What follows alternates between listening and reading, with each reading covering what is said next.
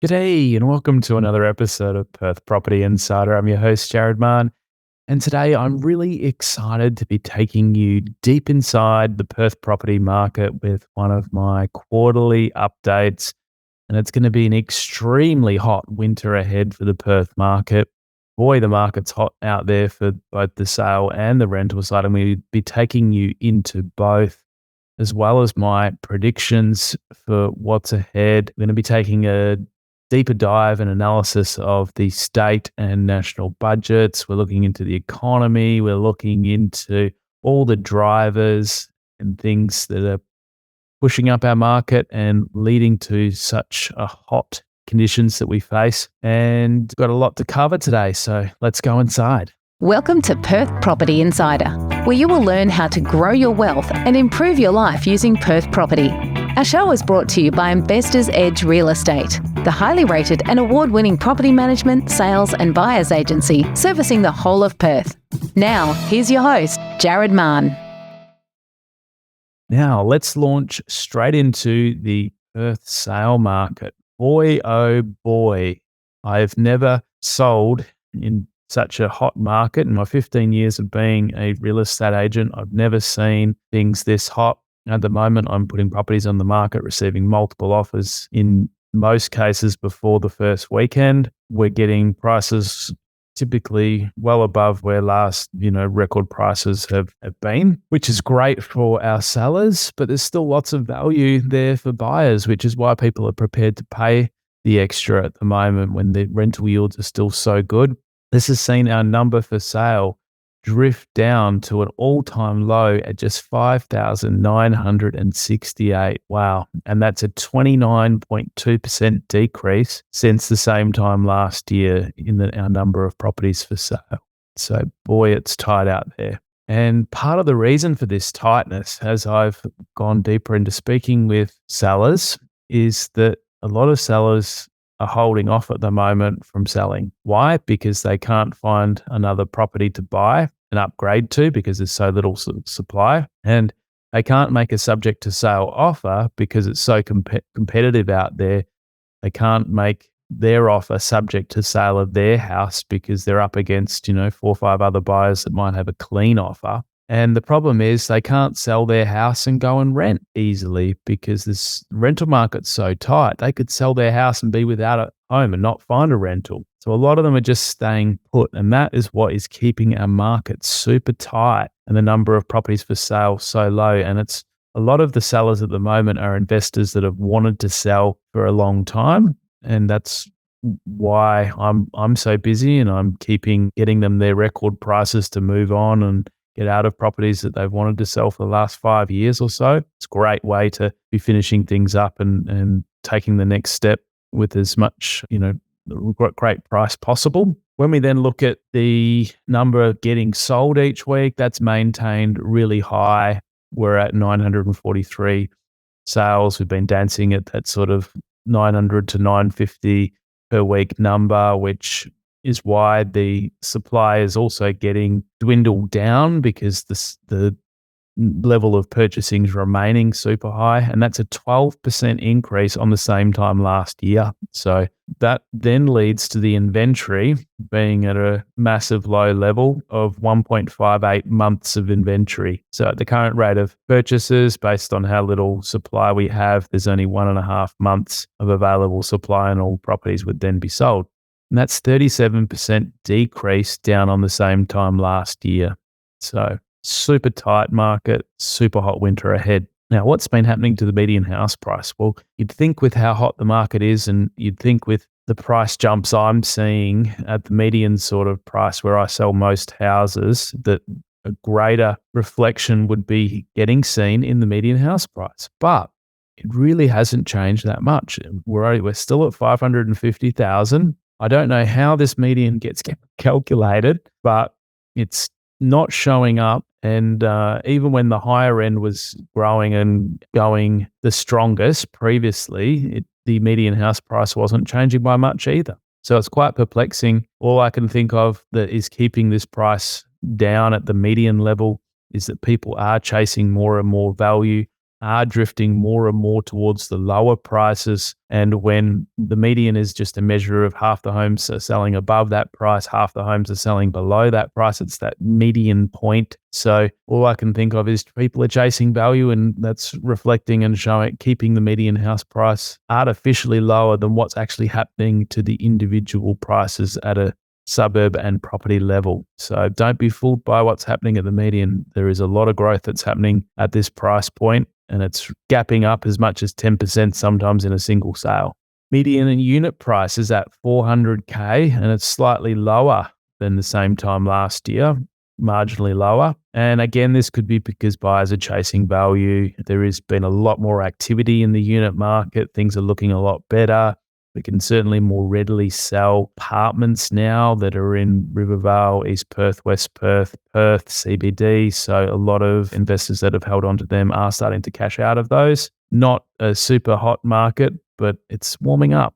So a lot of migrants prefer the higher density living. A lot of people that are affordability driven, you can still, get a unit for a very good price here in Perth, 400K. Go around the rest of Australia and try and spend that, and you're getting a shoebox, getting something decent here still for that sort of money. And then the land price, median price of land's relatively unchanged. There's been very low sale volumes of land, and people are still put off building and or developing.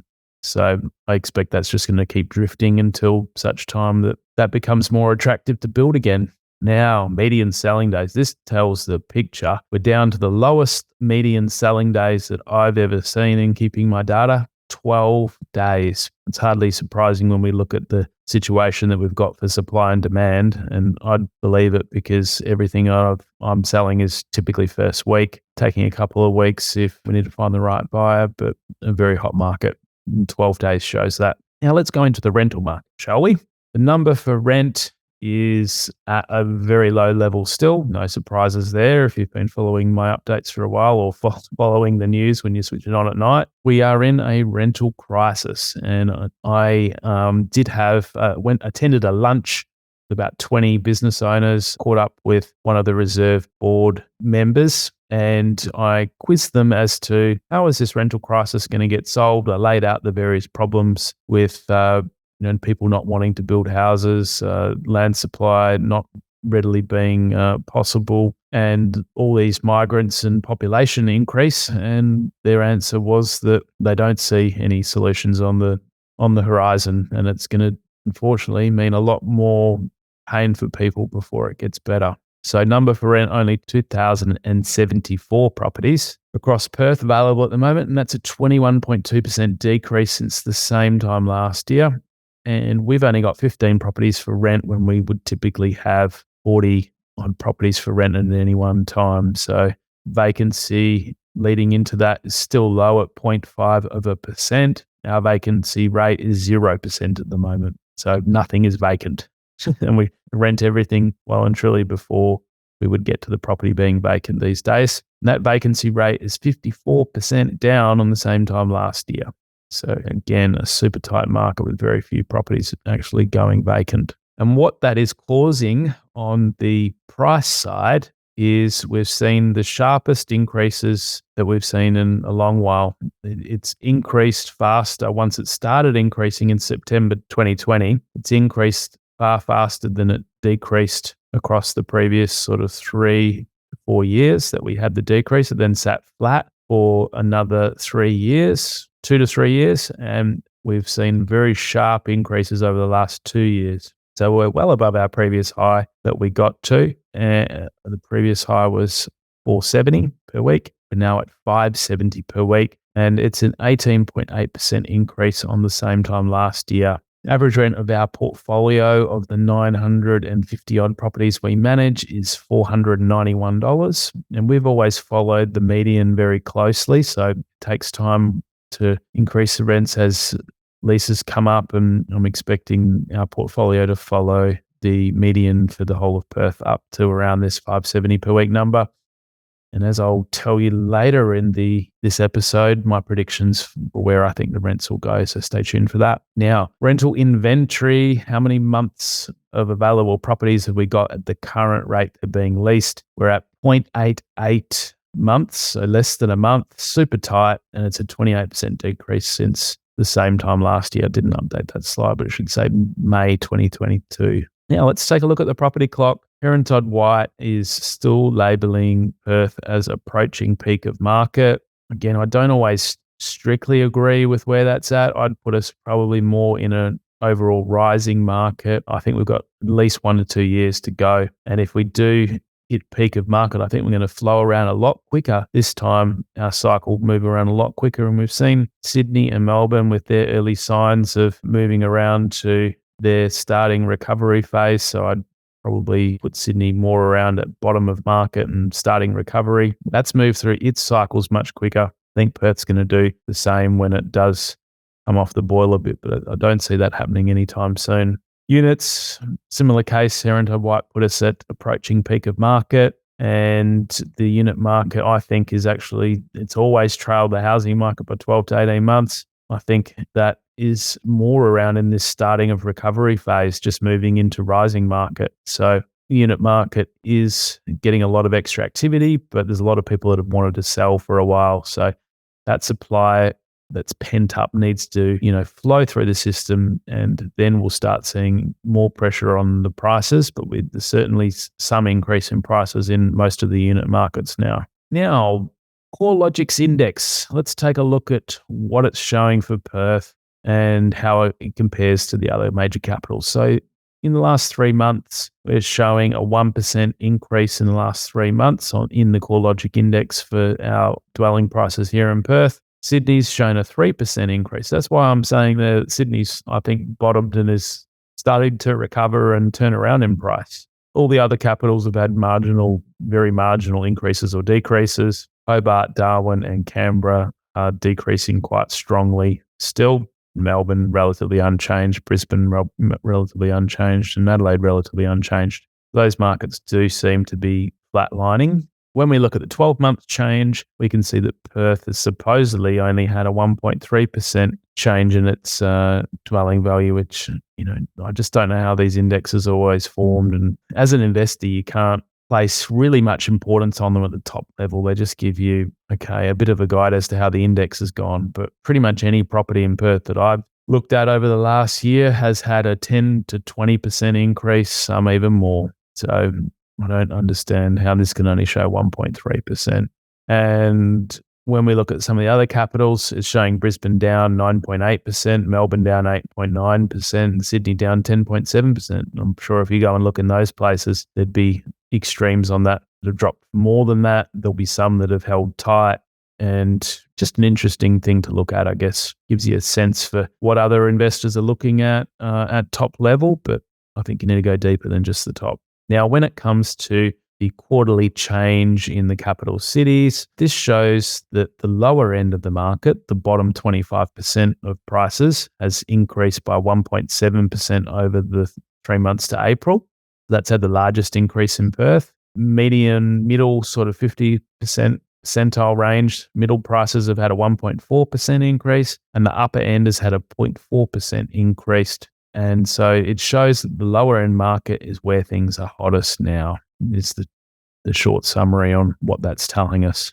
And similarly, when we look around at some of the other capitals, Sydney's upper end is leading its recovery. And this is the pattern we always see. It starts with the upper end, the cycle moves through to the middle, and then the tail end wags and has the growth at the end. So Sydney's now recovering with its upper end first. Capital city rental yields. How does Perth compare? Well, we're at a 4.9% rental yield, which is the second strongest in the country other than Darwin. And it's the big reason that heaps and heaps of investors are looking and buying here each week. It just makes so much sense. When interest rates are going up, they'll likely stabilize and start coming down. We'll go into that in a bit more in a minute. And you're still going to be left with a great rental yield. Rents are still increasing here as well. So, there's a lot of money chasing this rental yield at the moment, 4.9% compared to, and I think the reality is when you look in Sydney and Melbourne, when it's saying here 3.2, 3.4, it's likely to, still going to be challenged getting that.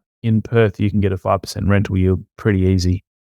6 to 7% is not unheard of either.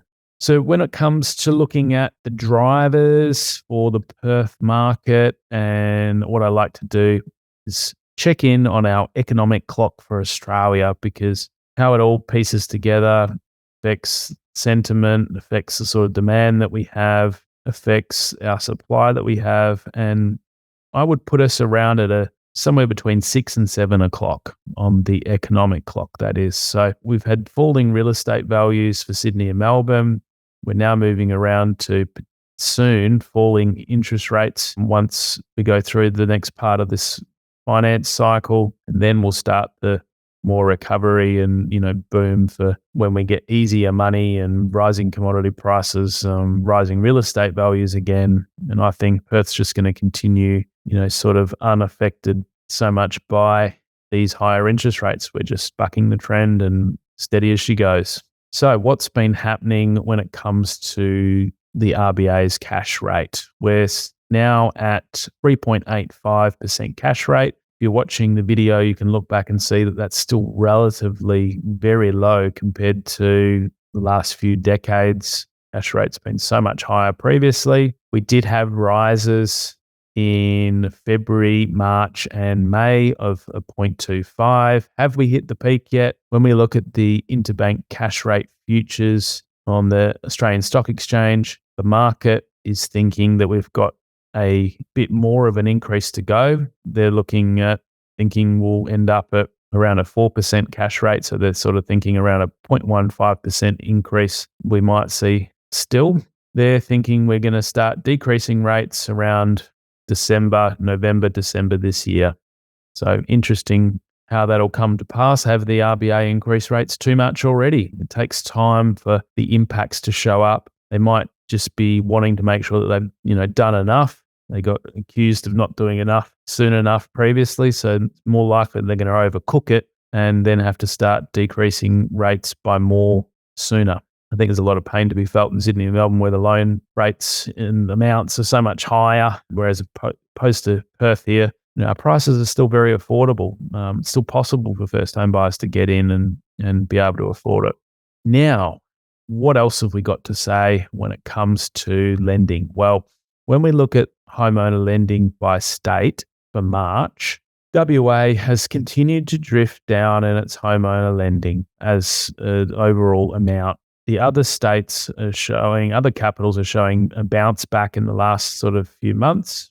We're showing a minor bounce back, but still a gradual downward trend. When we check out investor lending, we've been continuing to trend roughly sideways as well. So no major increase yet from investors. So that's why our rental crisis isn't really going to be solved, not anytime soon, because we don't have the supply of houses, first of all, for investors to buy. And there's more investors selling than there are buying. And there's no major increase in the level of investors yet. And most of the investors that we're seeing are all from over east at the moment. There's very few locals. Just seems that locals are always late to the party. I don't know why. Maybe there's not enough of them listening to this podcast. Share it with them and tell them to get in now before there's not as much upside ahead. Plenty of upside still. When it comes to first home buyer lending, that's been a continual drift down for Perth. Most of them got in around the building grant stage, and it's been continually decreasing since. In some of the other capitals, there's been a bounce back in Sydney and Queensland and Victoria. So they look like they might have turned the corner and first home buyers are coming back in now.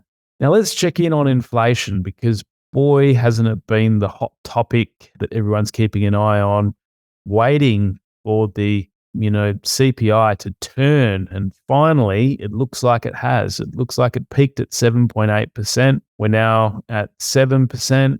Hopefully, we will continue this reversal and have no further need for interest rate rises.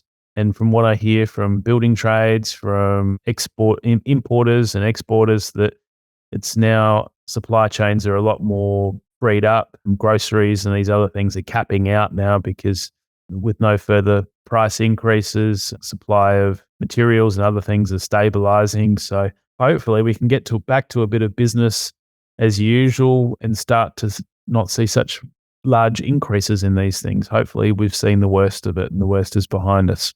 Now, on the inflation side, I'm glad that we live in Perth, because our inflation CPI Consumer Price Index has been the lowest of all the states and territories, which is great. They're also forecasting a decrease to 3.5% for the June 2024 quarter. So that's not that far away. They're expecting that we're going to be down to sort of more manageable and normal levels by, not even a year's time. So watch this space, but that's encouraging that we've got one of the lowest inflation levels, and it's predicted to get back in manageable levels by over the next year. Now, what's happening on the stock market? And over the last year, there's been a bit of a roller coaster ride up and down, but we're ending, when I compare on a year ago, it's only down 1%, so relatively unchanged. And that's why people are chasing returns in other areas like property, because the stock market's certainly not going to be setting the world on fire. There's still a lot of uncertainty coming out of the US, and with the raising of the debt ceiling that is probably overshadowing things at the moment and causing these shorter term decreases. But again, that's why people are keeping their money in property and certainly not bullish on the stock market at the moment. Now let's take a look at the highlights of the WA economy. And these are relatively unchanged since I last checked in on a quarter ago. Everything's looking super good still. Our average weekly earnings are the highest of all states at $1,492 per week.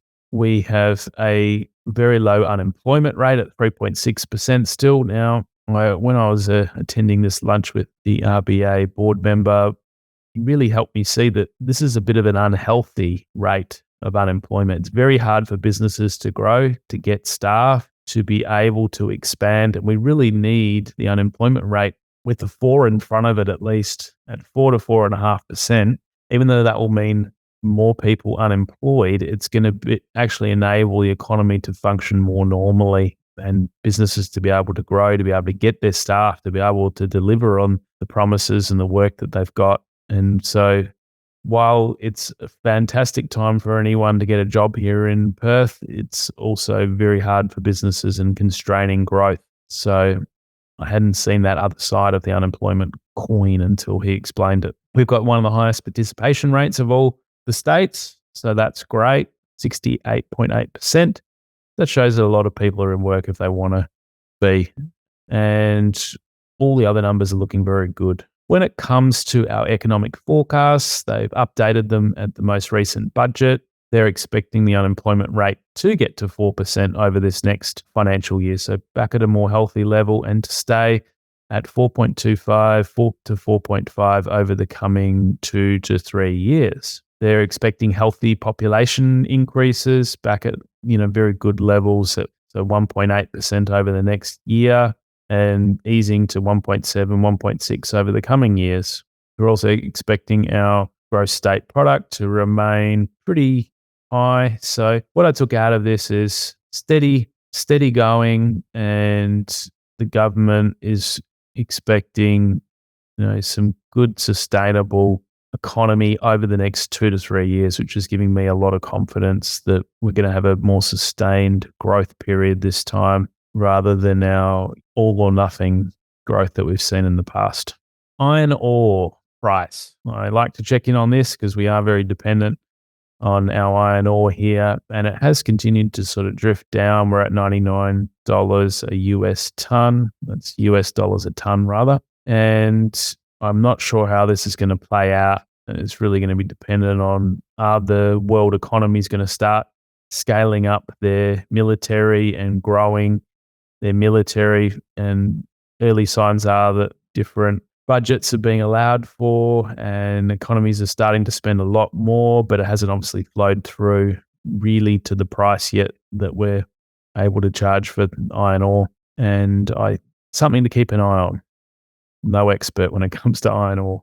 Population growth, interesting to check the stats. The most recent are up to September 2022. WA has had 50,000 people over that year to September. So interesting how we compare to the other states. 114,000 to Queensland, 108 to Victoria, 108,000 to New South Wales. So almost identical growth rates for those. And 50,000 compares quite well as a percentage of growth compared to the others. We've got the second highest growth of all the states as a percent. So the only state that was higher was Queensland. And I imagine a lot of that was also because of people making that change out of the bigger capitals. It's easier for them to migrate and move up the coast, more of that lifestyle, retirement sort of space along the Queensland coast, with Gold Coast and Sunshine Coast and Brisbane all representing great value compared to New South Wales and Victoria. We're certainly getting a lot of people migrating over here as well. Had Anthony Tran on speaking in our last episode about migration insights, so check that out, why Perth's got such an advantage in that space. A very interesting chat we had with Anthony, so go back and check that one out if you haven't listened already. But what this is showing is we had basically 418,000 people come into Australia over that year to September 22, which is a massive level. And the government is planning very high levels moving forward as well. How many of them end up in Perth? Wait and see. But I think because of our relative affordability, we're a real destination of choice. And for the reasons that Anthony went through, we've got really good policies and more flexibility on our migration requirements, and our being a regional centre.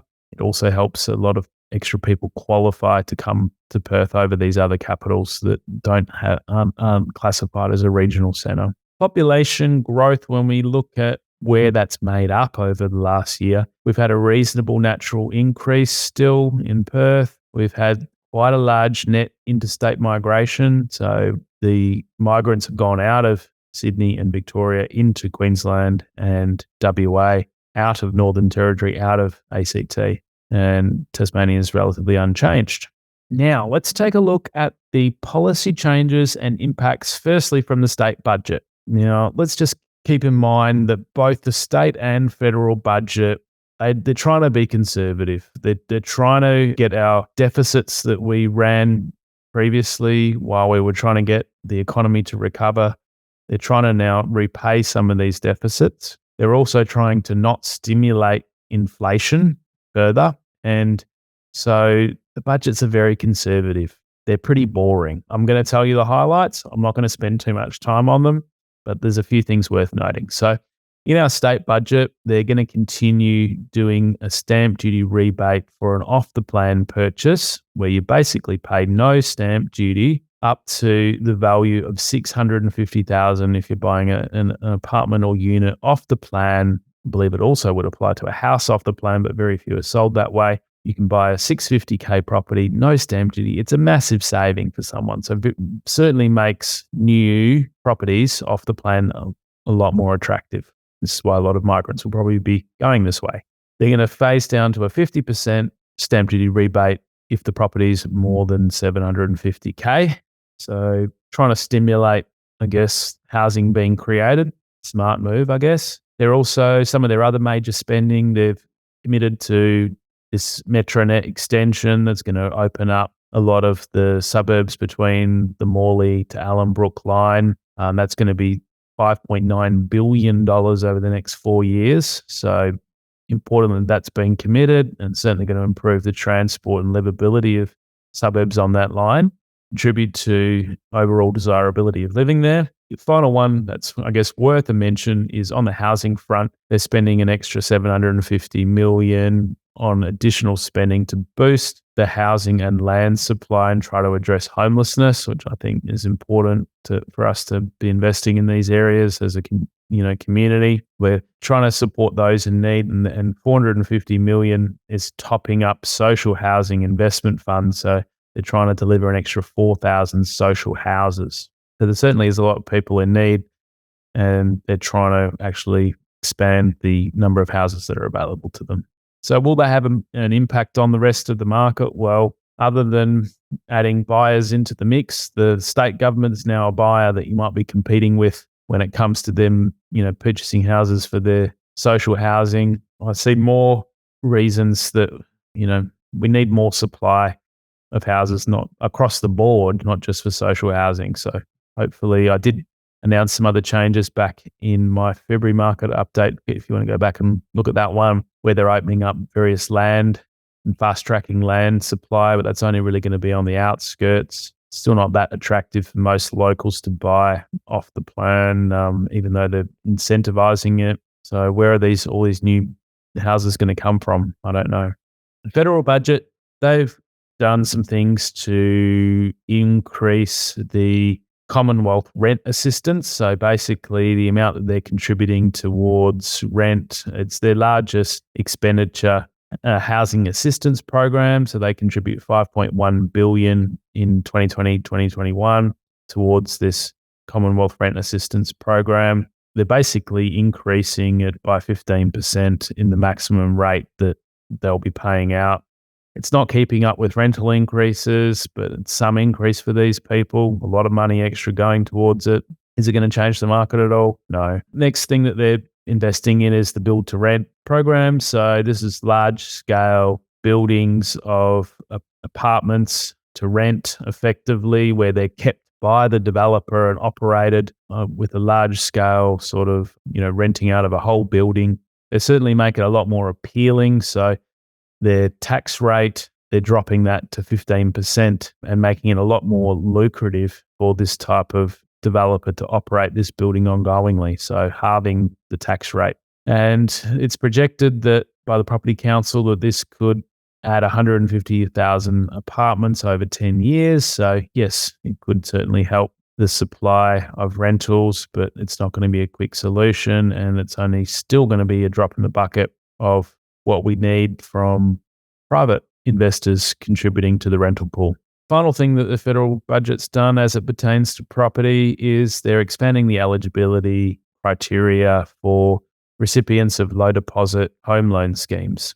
So these schemes are in place to help people get into properties sooner, not charging any lender's mortgage insurance with a 5% deposit. And there's a number of different first home guarantees, regional home guarantees, and the family home guarantees that people may apply for and qualify for. But they've basically made the conditions and the criteria a lot fairer. So permanent residents are now eligible where it used to only be citizens. Australians who have owned a home for 10 or more years who haven't owned a home for 10 or more years. It used to be if you'd owned a home at any time in the past, you couldn't qualify for it. You can now if you haven't had one for 10 or more years. And any two Australians are eligible for the scheme. So that now can include, you do not just need to be a couple or a de facto, it can include friends or family members. So more people qualifying for the scheme, but it's still arguably not enough to change housing affordability. It's going to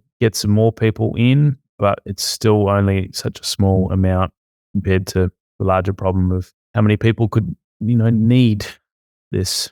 Now, tips to survive and thrive. Focus on buying quality without any major negatives. I don't think that advice is ever going to change, but I want to repeat it because I've always got new listeners, people in different modes.